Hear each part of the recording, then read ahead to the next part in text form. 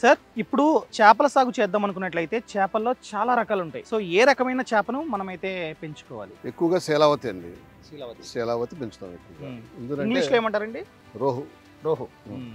ఎందుకంటే బాగా మేత తింటుంది. తిన్న మేతని ఉపయోగించుకుని బాగా గ్రోత్ వస్తుంది. అదే కట్లా చేప లాంటిది అనుకోండి, మేత తిందండి. ప్లాంక్టన్ మీద ఆధారపడి బతుకుతుంది. ఓన్లీ ప్లాంక్టన్ మీద చెరువులు చేయలేవు. ప్లాంట్ అంటే గ్రీన్ కలర్ లో ఉంటుందా? Green algae, zoo plankton. ఇప్పుడు మీ చెరువులో ఏమున్నాయండి చేపలు? మిక్సింగ్ శీలావతి కట్లా మిక్సింగ్ అండి. దీంట్లో అంటే ఎలా సార్? 50-50 50-50 కదండి.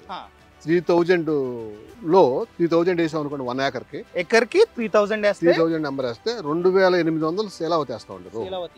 ఆ పై 200 కట్ల వేస్తాం. ఎందుకు సార్ రెండు ఈక్వల్ వచ్చి? రెండు ఈక్వల్ గా అయితే కట్ల తినదండి. ఇప్పుడు అక్కడ మూట కట్టాం, ఆ మూటలో మేతను శీలావతి వచ్చి నోటితో పొడుచుకు తింటుందండి. కట్ల అలా తినదండి.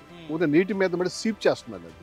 అది సీప్ చేస్తుంది కాబట్టి ఆ లిమిట్ గా ఉంటేనే పెరుగుతుందండి, ఎక్కువ ఉంటే పెరగదు. సార్ మా వాళ్ళు రేపొద్దున్న స్టార్ట్ చేద్దాం అనుకుంటున్నారు. సో ఏం చెప్తారు, ఏం వేయమంటారు? చేపలు వేసేటప్పుడు ఎక్కువ శీలావతి వేసుకోవాలండి. శీలావతి అంటే ఏరియా మీద డిపెండ్ అయి ఉంటుందా?